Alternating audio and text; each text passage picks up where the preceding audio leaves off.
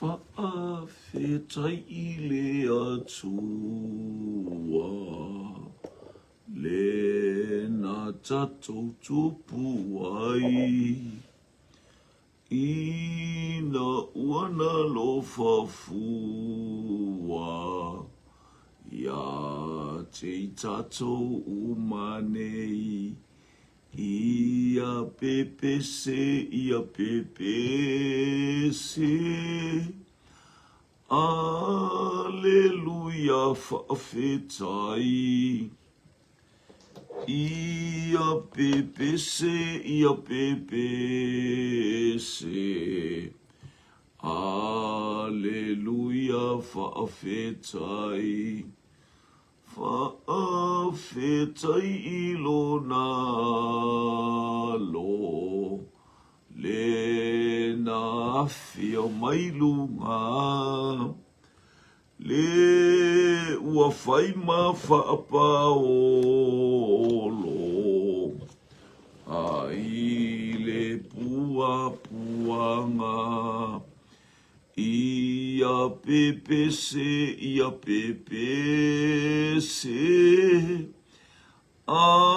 Alleluia whaawhetai, ia pepese, Alleluia whaawhetai, whaawhetai I le anganga, le whesoasoani mai, e manui ai talo sanga,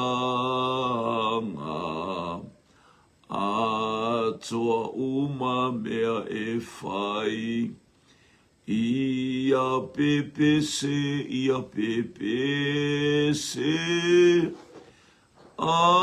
Alleluia whaawhetai,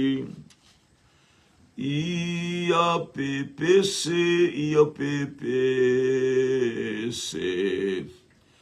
Alleluia whaawhetai. Hallelujah, hallelujah, hallelujah, hallelujah. Hallelujah, hallelujah, hallelujah. E mamalu e paia oe. E sili ese oe. Le atua le tama, le atua le alo. Le atua le nganga paia. Alleluia, alleluia, alleluia, alleluia, alleluia. Sili lava oe.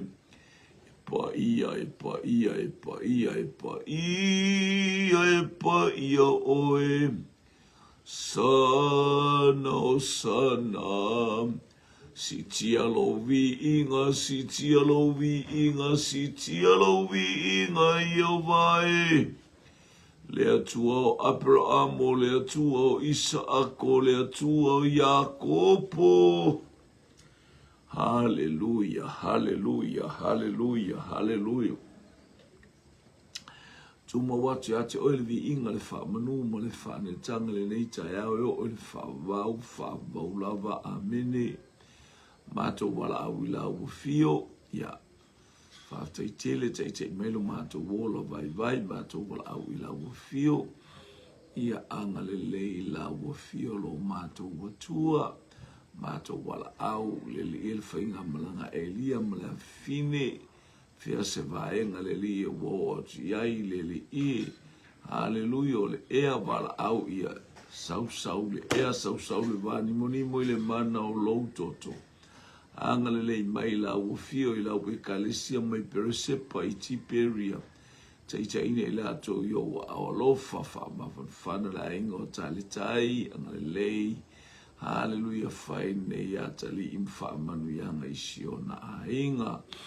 talo ngale le mai le iel polo kalame ala ufa naulo matua tua. Haleluia tuturi male afi matua tu ina atu le li elu mola wafio matua yaso fainga ta matua te fatua tua ila upo e fesoso ni mai lo matua wola au una ila ufio mola matua wola tu ina atu. La matua utala inga le li a taimi male a taimi matou wala au le mana o le nganga pa ia o ia na te tauto o lua ina mea umai lovi inga ta male alo ma le nganga pa ia ona o Yesu. Amene ma amene. Ia fatalo fo si tato ainga. Haleluia. Ia pal. Haleluia. Ainga ole. Tutu lima le afili nei tai ao lo tato polo kalame. Ia ile anga le lei o le atua lo sumai lo peta pele masina ma lo tatalo fatalo vatu ya te oile tina tatalo fa manuia le atua fa manuia le atua. Haleluia ia te oile tina nga te foile ole ainga tutu mfaiva mga luenga ia awali tia i fa manuia nga le atua ia oleo pala au ile atua ia il famlingi tutu mfaiva mga luenga o whengai male ainga ai le ngata foile oil tina ia famluia le atua. Haleluia i talo ile taimi male taimi ia vi ia suafa o le atua. Haleluia lofte le atu mo male ainga lofte le atu fo isio tatu ainga Global Kingdom ia famluia le atua iso se tasi o whaia na mawal nei polo kalame ile taimi male taimi.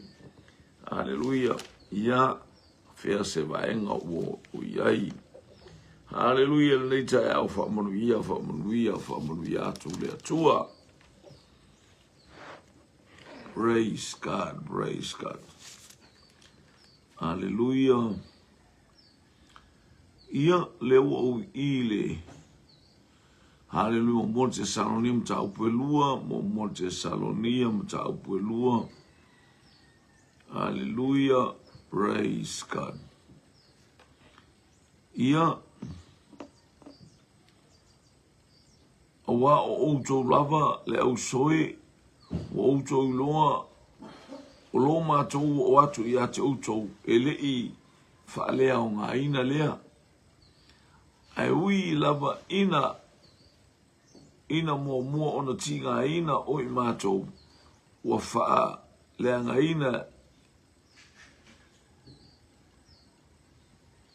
i Filipi, pei ona outou loa ua mātou whaamalosi. Praise God, praise God. Isi tātou paramelea, ia leli, o le lua le te Salonia. Lua le te Salonia mta upu e toru le o tātou wanga ia tuaine iai. O le toi upu le nei le au soe, ia outou te talo mo i mātou, ia tele vave ma ia ma malu le fionga le lii e whapei ona whaia te outou ia lea ua au mai le winga le talo whatairo pita pele masina le talo fe au lea le atua talo le tasi mo le tasi o le nganga whaftai ona o la outou te talo e meise le awino le fe aua le atua ise awara siri ona te le vave. Haleluia ia ngoto atu mo ngoto ane iso o se loto. Haleluia, ia olo o mo mia, ia le upua le atua, le ia praise God le whapeai tala le apostolo. Haleluia, ia outou te talo mo i mātou ia televave, ma ia mamalu le fionga le li, whapei ona whapefo i outou. Ia ole whaftai tele ele ngata ina outou te talo ai whaftai atu mo la outou te talo ia whaamanuia le atua i le ainga te talo vi ia le atua e malosi mai paoare te talo e o i tangata whaifi aula to e walonga ia puru ia outou te talo mo i mātou ia televave ma ia mamalu le fionga le li eisia o la outou te talo e whakumuia mai le atua au mai mawhauwhaunga le lei au maila na upu hale fisoso ni mai le nganga pa ia ile au wina atu. Hallelujah, waile o tato on tangata poto po i tato on tangata wala wilo le tuspai. Ale o tuspai a tato ti sa ili au maila na whao unga tato ngā lue ai vi ia le atua. Whepelua ia lawe ina fo i mātou ai tangata amio leanga mai anga sala au waelo i tangata uma le whatotua ia lea. Ele o tangata uma e whatotua. Hallelujah. Ia ile anga le leo le atua ia ile stangata lo o mafau wa ia na peis tangata faale anga mea tangata fas tangata mo. Hallelujah. Ia ele ngata foi leo ole ia foi le auso kerusiano e faale anga leisi aba ia tu fa pena e o lava ile afionga pa ia le atua e o lava il tala ino le fina ngalo le tu e fa le anga le isi a o le mea tatou te talo ai ia talo ina ia a waile fa tua uma tangata ina ia ile anga le sau le me ele au fainga luenga ma tatou uma lava a inga ta itasio le kale si ele mano le toto Yesu Keriso. Hallelujah. A olo fa maoni le li na te fatunga wina o tou ma leo wina ina ne ileanga. Hallelujah. O ia na te leo mai a te itatou ai mea leanga umalaba. Hallelujah. O a nganga fa salavei o le atua e leo mai o le atua na te fa manuia mai praise God. O ia o le atua fa maoni fatu mawina i tātou i ele atua. Fatu mawina ele atua i tātou. Fatu mawina ele atua i tātou. Hallelujah. O ia o le atua wha maoni. O lana sila whanga i tangata uma. Hallelujah. O ia o le wha masino. Hallelujah. I le tino le anganga. Le ngata i leo i tātou o le mefa i ngā luenga. O ia na ia whaia i tātou. Praise God. Hallelujah, ile mata i saula na fuafuanga e ala ia Yesu Keriso. Ni ia lo tatou tapa au o ile langi. Ia le atua. Mātou te whatotua fo ile li ia te outou. Olo o whaia e outou o mea na mātou whaia tua ia te outou. Ile tou te whaia pea lapa. O amena o ina mai el apostolo o amena fa solo mai el pokalame el apostolo ma fisoa soani atu ia ile alofa ia ile onosai ia ile mata alofa ia file mu. Hallelujah. Ia mawole loto fa mangalo ia mea uma le fa mai el apostolo uto manatu. Hallelujah. E faia i tātou. Hallelujah. I lale whatotua. Fo mai o mātou te whatotua. Fo ile li i a te outou. O i eile trusting. O i eile whatotua faith. Believe i le winga o le whamatalanga ma le tala inga. Tātou te whaia mea nā o mai pifo na whai mai o. Hallelujah. Tātou whaia mea ua o mai eile anganga pa ia. Ina ia wha maro sia ngā nue ngā le tua. Ia taita ina tonu fo. Foi elele i o outou loto i le alofa. O le atua ma le ono sai o Keriso. Ia taita ina tonu foi elele i o outou loto i le alofa o le atua. Ma le ono sai o Keriso o le alofa o le atua. Hallelujah. O lona fina ngalo lea. O le wha vaile o lona malo o le alofa. O le alofa. Na ia whaia i tātou, o ia to e whatauina i tātou, i se tau ngā tā, e le ngā whatia i se whamoe moesta se aolet. Totolo nā lo pele o Yesu Keriso.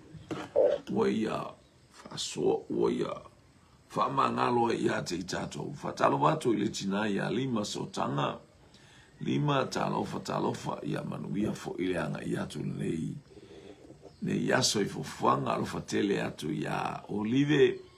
Hallelujah. Ia ele ngata fo ile ole laulata o Olive ato te le lopo watu to fale le sa maloloi ina ua fo'i mai malai valele ia ae whaaftai tele mo mea whaaftai fo'i tautua, whaaftai fo'i anga lelei au wasi o tātou tamā sa tātou mafuta ia whaamanuia lawalau whātoanga ia taita ina tonu ele ali o tau loto i le alofa ole ono le alofa ole atua male ono sa i o keriso me sa tātou whaia ia male ono sa i fo'i ia ti ngā i whainga tai le lava aia se le mana i no tātou i loa le pa ufua lo wafu ngā ele ngā i o inga lo tangata ia mi ia le whaamanuia le atua. Haleluia, ita ina tono i tātou i le alofa o le atua atoa. Haleluia, male ono sa'i o Yesu Keriso malo le ono sa'i. Ia mea toea ina ale mwhai on tātou.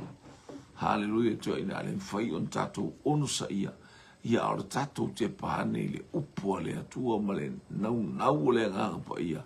Aua ne i feia oe, aua ne i give up oe, vi ia le atua. A ruta usu talofa lava toa fine ia politinati talofo ia lofa tele atu ile nei tae au ma lo le usu.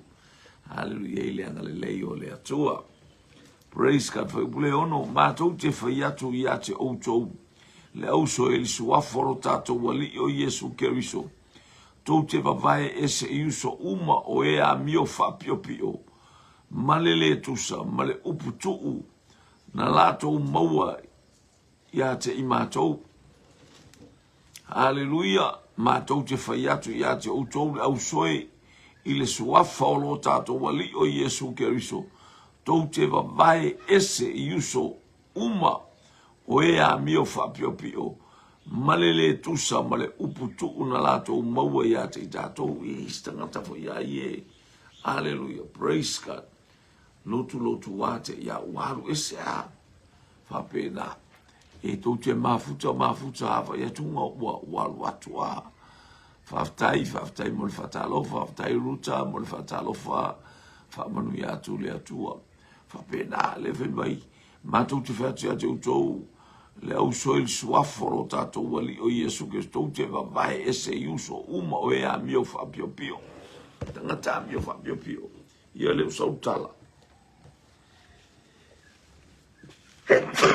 tātou te whawai ese. Tātou te whawai ese tangata whapea. Ioi. Auane i o tātou tau whaiso tātou marosi. Pia tāpena o te alofa i lau ki e whapenga o ke alo le ai. Suala uru matamua, tā alofa lava. Malo le stoifo i lau sunga, le uso auonga. Alofa tele atu i le neita eao au tato iai. Mi ia le li. Whamunu ia le atua mo le uso au ona. Glaudin tangi lima ma lo le soifua. Le whapea maltus pa i wawai ese. A iei tangata e vai atu e pia pi ola na mio mai e ese le whainga ola na mio. Hallelujah. Ea ve awan i whaia ma mea whaelele. Awa ia ta o ina le tangata. Ina ia awana i whai o ia ma awala e whaase se ina ia brainwash. Be whaase se ina il to tele o ila atou. Hallelujah. Hallelujah. O e whaalongo i le upua le atua. Na ale mana ia whamarsu.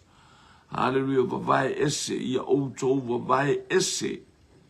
Iuso uma o ea mio whaapiopi o. Malele tusa, male uputu una lato maua ia te imato. Le upua le atua. Male whalawhalaino le tala le lein. Na afu ai.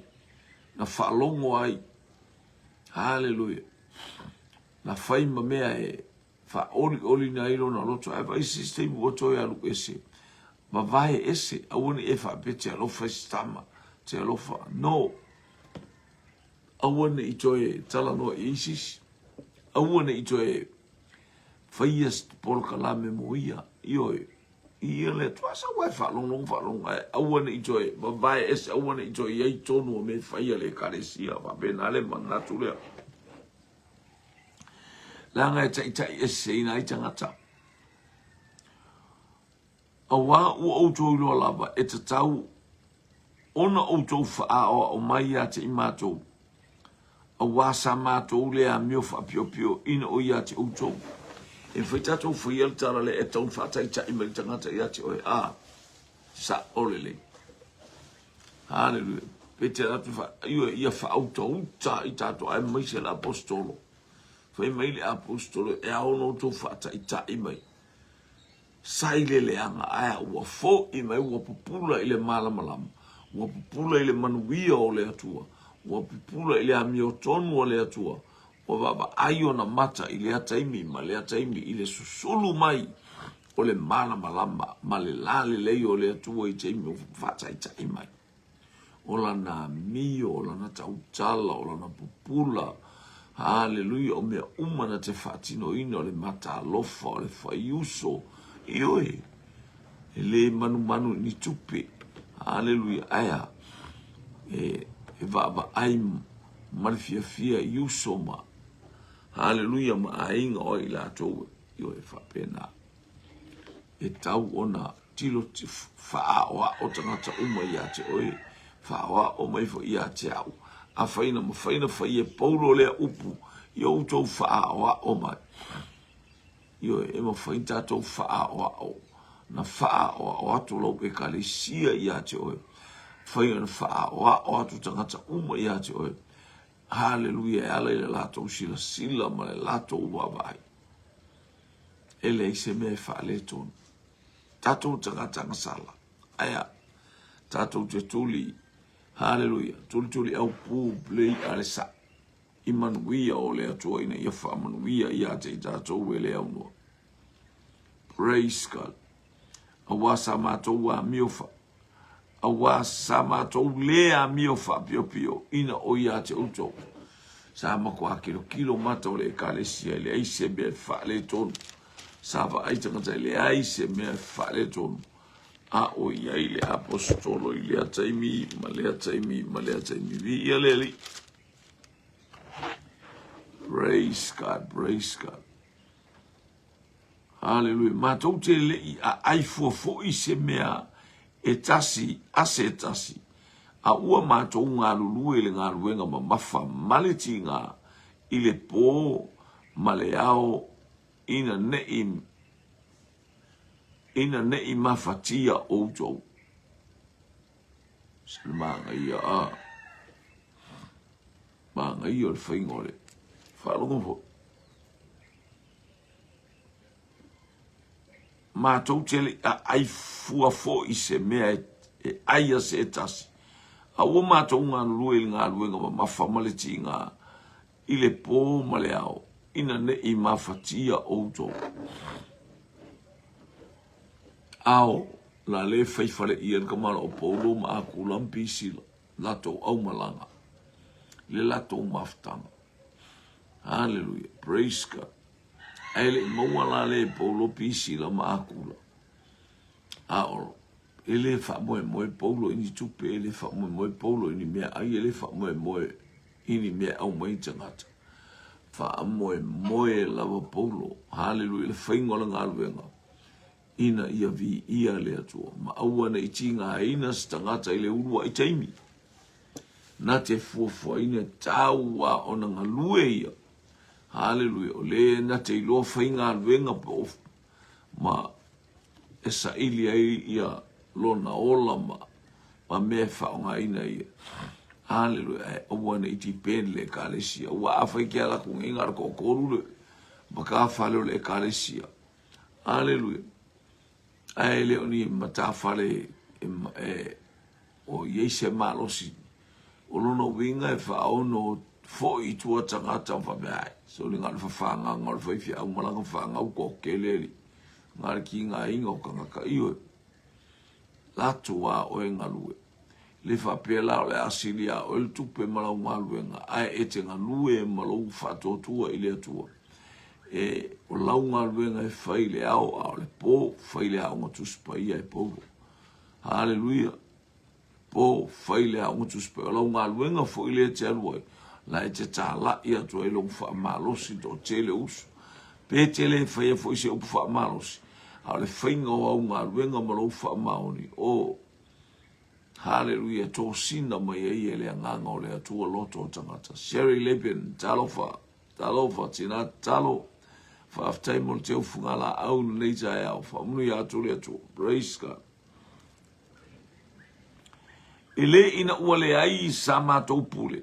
Ai pitai, ia vea mātou ma whaaoa o ia te outou. Ina ia outou whaaoa o mai ia te i mātou. Mai le apostolo. Le whapea ua le isa mākou pule mako ke whapea ko ia au ku whai maisi. Alofa mai stupe male. Se i o uola e le skārwenga. Le tau te wabai o au tangata tā lai. Pea u te whapea tu whai mei tau sifurua i whai mei tau wā whapenga. A pea ua le isa pule. Le tala le tau o mai. E le ina ua le aisa mātou pule. Ai pita ina ia mea i mātou ma ai o mako whaawa o le ola au auna i le atua. Ola e le wha moe moe se kalisia. E le wha moe moe in tangata. E le wha moe moe. I ia leli. No saule e kalisia. No saule. E langalana ele o se e kalisia. No sau oi ai. O maa uana matala i maa mailo i nei. Whaile aho. Whaile ngā luenga. Ia. Oi e te wha moe moe ole e te sau e su enia. Nganga masu e se whangua masu e se. Io e o mātou mautu tēne no fui te itu fui opa. Aua mātou o mai nei mātou ngā lulu e ai. Mātou o mai su. Whai a le lotu ina i a inga i e mawhai le whale o leisi a inga. O le a inga na lātou wafo mai lo lātou whanua mo lātou. Le ua mātou no fo ai nei. Ala ua move le ainga i lisi i le lātou whanua mana i au. Whai o lātou, se mana i o leo langa whai tau langa. Ai whatoa mai le whanua o le ainga ina ua. Ina ua manu i le mātou lotu. Ai wo o la au mai lo fiu, lo whangua lea. O whale ia, mana ia whale o le ainga sai. Hallelujah. Ale ua whaua i nunga lisi ngā lua ngā mātou le au maina ia mātou au na whaiwhi au ia wha mautu fo ima ma malolo ai bea ngai mei lea tawha ma leitu i ia le li pi ole wingo ole tala fo ia le tātou te le wha moe moe i le ekalesia tātou te le wha moe moe ngā lua ngā lea intangata o oena e sau e so e te ilo le leia lea o onga mai a lea tua. Ia alofa i le kalesi e nwhatoa au mai tangata. A whai lea sa sao kungi mea bewhea kungia. Mai o teimi wa alu. Ai whaftai lea tua sole. Pe male tolu tausanga pe wha tausanga au whakua sole. Whailo skaku. Au whaila o miti. A pole miti pole wharinga no wai no wao ai o mata spaia. Ta alofa toa fine. Alo, ia leli, alofa tele atu mo malainga. Mo lousi ka fia o le toa lua o se via o le waingonge ia hana se via mo i malo ulu. Tautu vi ia leli. Ia e malamalama ma uai. Tuwai sio tato wainga. Ia e whatalo whatu vi ia leli. Mā mairo i nei whaile. Le ngā ruenga. Ia ute e tala noa ia te. Mā whalo le ainga lea. Whai e le lotu. Hamata mai la le whale si ainga lango le ainga o whai e le oti. Ilo la tau whale. O whaatulo le ta whamero whawhine le ma i le lotu e whai e le la tau whale. Hamatanga ma ua inga i teitu fui opa. Ma teno no foi ia ma ua moritina o le inga me whale. Ua maua o le wanu mato ua mai. Ma te alua ma te hoa ma ave umal ma whanau. I ia le li. Ina ia vava ai me i e whai o lato. Io e. praise God whamanuia mai le atua ia i lātou. Mo o le teimi o sa uni ai whail wharasa o asa o whail whale.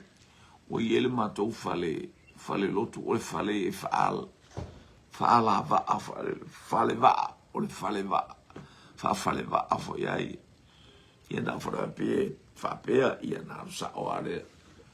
Ia pe as todos fulu ia ni futu. Ia e koe vai ni koru e kele. Ia. Pele ia o se todos fulu ana se luas fulu mon tupu futu. Mono. Ia o tupu ale kalesia. O mana o se whanua. Ia matou o mai le whanua nei na matou forward mai ai. Sa matou mai a matatonu unga le whanua le si. Amaka milio ngea fo inga ai. Ia. Whai mai fo ifika ta malo ia a.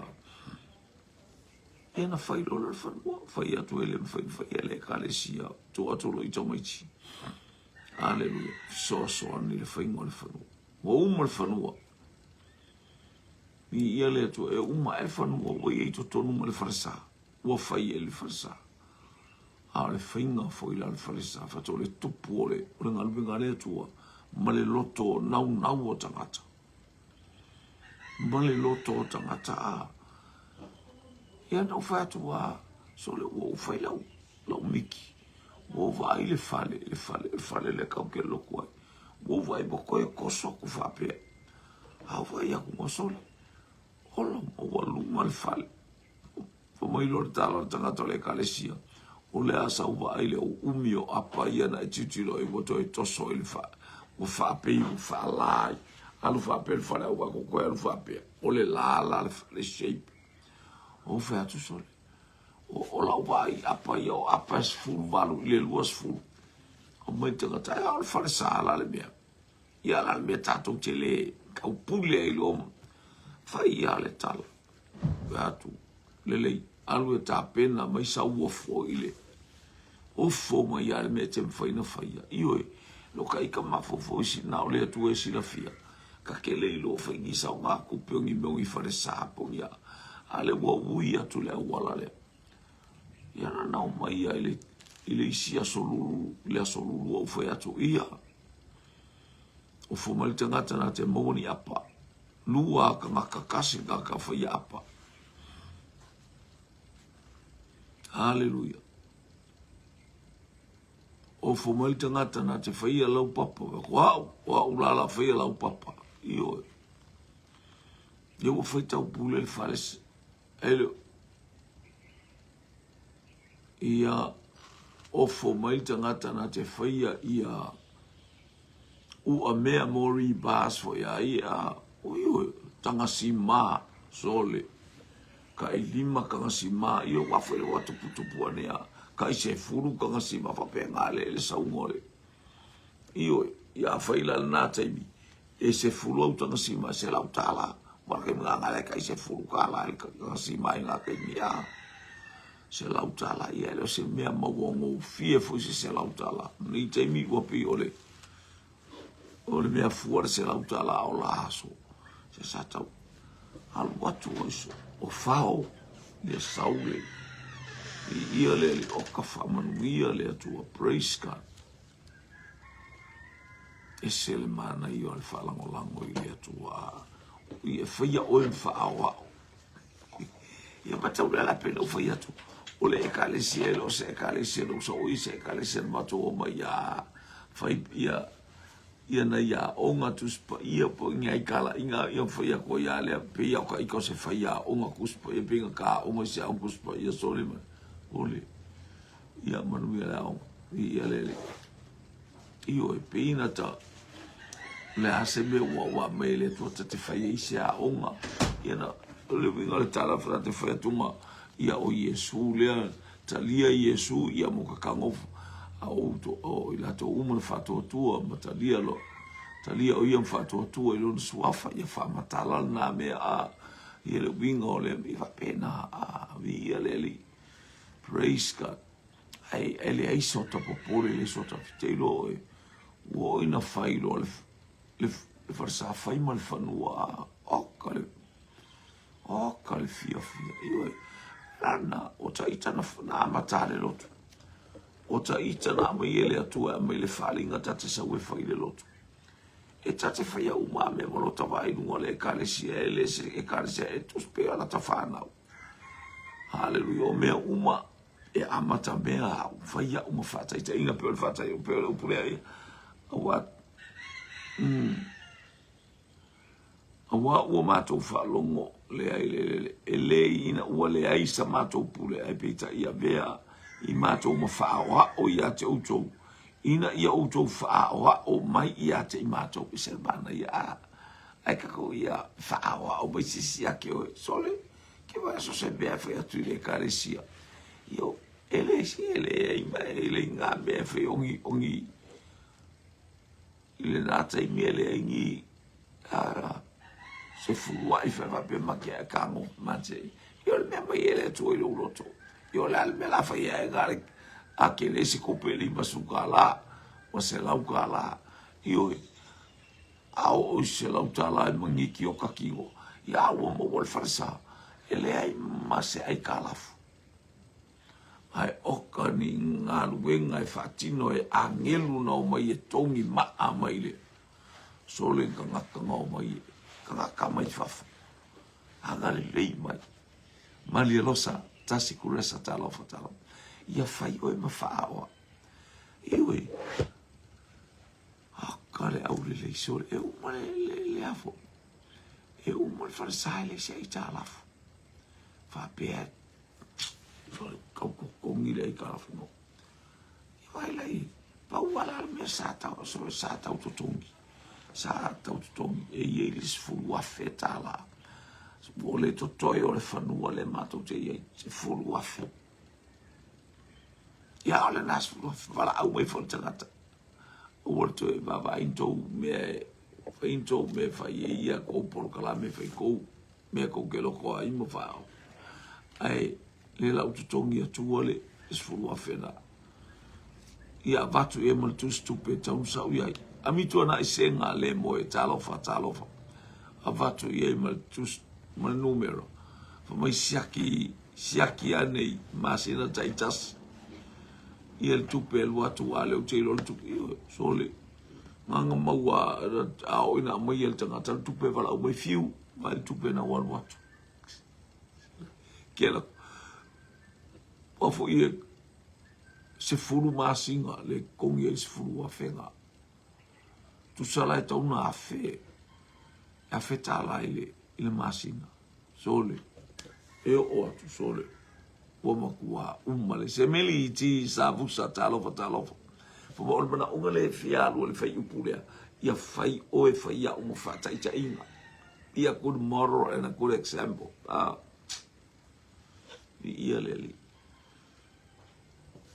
o talo le atua ia fai oe ia fai a fata ita inga le leile kalesi o mea lava na fai vi ia le atua o fai atua la tatou tupe moa ia bava ai poa ia ave tu stato tu stupe e foi nisi mea tu te ole o te i se fulu tasi fulu a tausanga so tasi tausanga makele ele fai ele amai e karesi se tupe ia maua aya tupulo la to fia tupulo la to olio aya usaula la usawa umale ubo usau te saule fale lo usau tu al mato fale ai tango mai le fai la utusi to so tu lima mai le tango tu mo se tupe ia te o tu ile utavale o fai la utavale amito na isenga le mo talo fa tai praise God for time mo watu fo ia le na ma ono ia oe vi ia le tua praise God vi ia o senga praise God ai pasta tara ole mo ki kau ma fo po fa tai mo ia oe le so ona vi le ia dai no lo fatto al faltura via lei ia leje pepe vai moana le au sa talofa ia le li pio le te tala noa le me tau fai oe ma whataita inga se furu tasi tau sanga makele o kele avea se kupe whae vape se tupele mo le whaifia le anga o una mai le loto o mai le whalingo te sa whai o sa wale whai ava kwa le o laia le o whai le wharesa le o le winga ata le o whai le wharesa o le la o mato o mai le o sa uli i le loto le aso na o so ai o atu lo li mai le whai lau tu su mai fatu me le utu e le uta vale ia matongi e le pawa asa ua e libas fulkala talia fia wa oi wa e loto e mai stupe ba ia o la se kupe nga libas fulkala ia tala le mato foi la utusi ni ia le li praise God la inga o le atua fai oi mawhaawa whamanu hia le atua ila na ngā praise ia manu hia ngā luenga praise God ia ioi ua whamanu hia mai le atua ia le o mai nei tei praise God ia o mai le tua oka i te le mbatiwa i se mea whai oi mawhaawa Paulo i le ngā luenga i te Salonia le tātou te ia fai i tātou mo whaawa o inis tangata. Tupua ne fo i le kalesia, tupua e lau whanau e fai ma whaawa o inis tangata. Aleluia. Au fo i ne i tu ua le whaatonu sa o le kalesia. Ioi, mai le tupu mai o le kalesia o ke le ute le na ase me le kalesia pa ute tu ua le whaatonua. Pe ia le whaakongu lau whanau. Ioi. Tatu ai kele kalesia ia la ola kele i fai fiau poko i fiau akamai. A fai fiau le i le poko le fiau ai fa ko me le nganga pa nga mea i o te ngona mai le nganga pa kalango ko ake. Io ai fia loku i le ola le kele le mau loku ya ka ko ngai ve kelfo. Anu lo ko pe afa kele. Hallelujah. E te le mana o mia le fatolu le ele fio praise God ilo le le al tangata faisina hallelujah la ta o to le nga pa ya sa o me ya fai o ma fa ta inga o me ia le praise God angale le tupu mo la nga le nga le tu tele o mai tele fo ila to o ya ngai mai mafuta vi ia lele hallelujah fa man wi ia ile tu hallelujah o wa ma to fa lungo o ya te o to nisi wa mio fa pio pio ele o nga lulu e lava e mata fua i nga lu ngai ia nga si mele ton fa to o ne a ale rono vinga ale ngalur ka wale ai ale sanga me ya ia le to wale ai ya o ina ele mafofa ya la ke ya wa ele o hallelujah ele o le fisi saka ake ya wa e se ka ngo fo ake ya wa maonga tu so la fa mo istangata pena fo nga lu nga le tu afa ya kume fa me fa i le o ki le si ai nga pole fa la bela le si ai po se me fa i si so au mo o e timu fo i nei e ta nga lu o mo tanga e afa i no fo e le se me tau i le li sulu ma to te fa ya tu ya ye o fa pea ma ai o ya tu ai ono lo tato wali o Yesu Keriso ia la to nga lue male no fo fifile mu ma ia la to ai ia la to lava me ai ia le fatto no le apostolo con foi fa qui e fa nga lue ma sta foi fa tu tangata con foi e nga lue ma fa con ele me con foi yo e ka kaunga nga whainga ruenga. E le ngā nanu le loko ai le whaingi me whai le loko. Hallelujah. E tau na ngāru lue. E le ngāru ngofo fifi le mu whapea oi ai. I whapea kai ring me whapea le e le ai ma se lotu e te alu. E ma se me ke awe mo fose me ai ke mo ngawai ngāru e. O tau le au soe. Aua nei o tau whawai le a mio le lei. Ia me le a mio le lei. Me anga o le mafu le o i e tau mai ai le ola o le upo le atua ia te tato wa mio le lei au le a mio le anga. Praise God. Hallelujah. Au foi tau te manatu o ia o le fili. A ia o tau wa popo ia tu ia te ia peise o sopai. O e te whamai le apostol. Au tato te tau le anga ina. Ai tato. Fai fale le. Hallelujah. Ai fale. Ave o fai mo fatai ta inga ave foi o ma fa manu yanga ya te. Tato fai fale le pea ina ia topolo na o langa fale nga. I ia le ali. Molo tato wali lavo Yesu Keriso. Va tai Sulima, o le mea lea le au soe ia au tautu mawai ma ia ta ofi mau I upu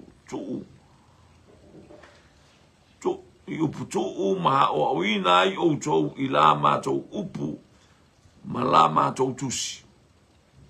Muna o le apostolo ina ia o ina I tātou I mea leima o ina I tātou I le upu o le ali.